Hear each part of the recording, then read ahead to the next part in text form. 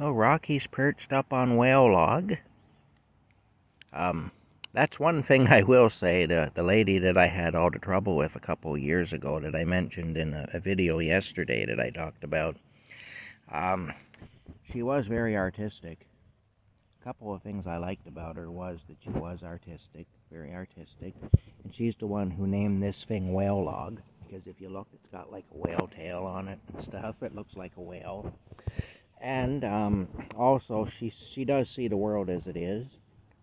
She has trouble seeing herself as she is, but the world, of course, she's bound to be kind of biased when it comes to her ideas about herself, so we all are, whether we like to acknowledge that or not, we are. But in the end, I couldn't keep dealing with somebody who doesn't keep their word and who I just don't think I can trust, and who has done enough things that I feel like I'm justified in not trusting her, And that's the reason that I severed my connection to her. However, even so, I am, pardon me. Even so,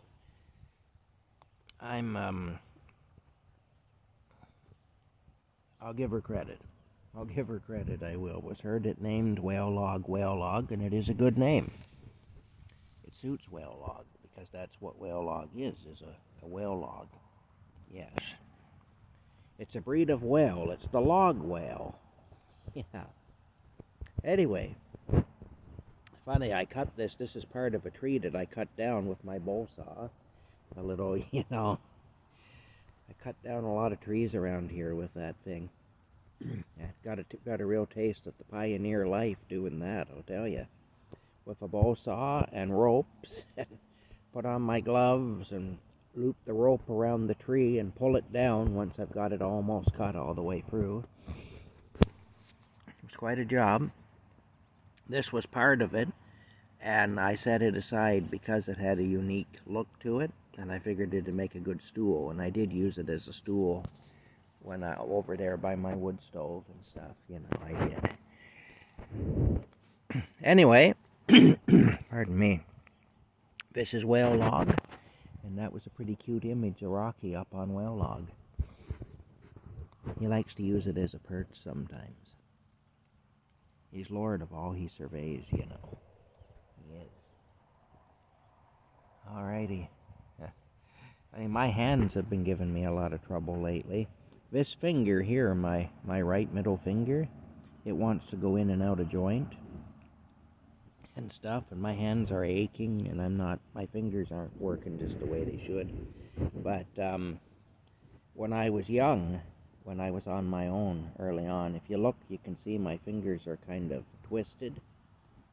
They don't really straighten out. When my young niece Emily was small, she used to try to force them to straighten out, and she'd get frustrated because she'd push them down and they'd go right back into the same position. When she'd let them go, she'd get really frustrated about that. But anyway, why that happened is I got them all busted on both hands. My right hand seems to be acting up more than my left hand for some reason these days, but I got my fingers busted in a machine when I was working in the wire factory when I was a teenager, because I was on my own young, and I went to work young and worked the 4 to midnight shift and went to high school in the daytime. Got my high school diploma. Didn't have an average good enough to get into a university or anything, but probably wasn't smart enough to get into a university anyway. But considering what I was up against, I did well to get my diploma. I think I had like a 72% average, something like that.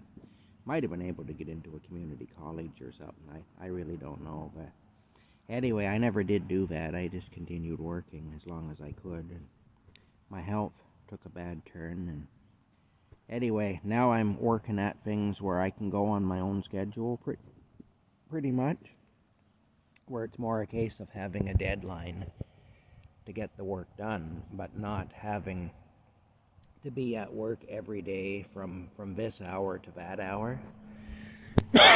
So if I have a bad day, I can just take it off. And if I know I've got a week and a half's worth of work to complete a job, but I have 2 weeks or 3 weeks or a month to complete the job, it's no big deal, you know. So that's what I'm doing now anyway, and it's working out well for me.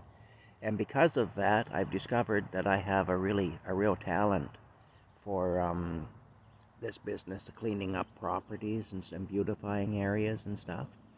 I'm actually quite good at it, so it took me a long time to figure out what I was good at. I'm kind of a late bloomer, I guess, in that respect, but I did, and yeah. But no, it was funny, I was talking to a lady one time a few years back who works in the dye shop at Central Wire now, where I used to work. And when I told her I had worked there in the mid-'80s, her reaction was, "Oh my God." I've heard the stories. It was brutal there back then. And it really was. It was tough. I mean, it was you know, there were lots of work-related injuries at that time. You know, it was it was a really dangerous place to work. Any place where you're working with metal, there's added risk, and especially back in those days. Yeah.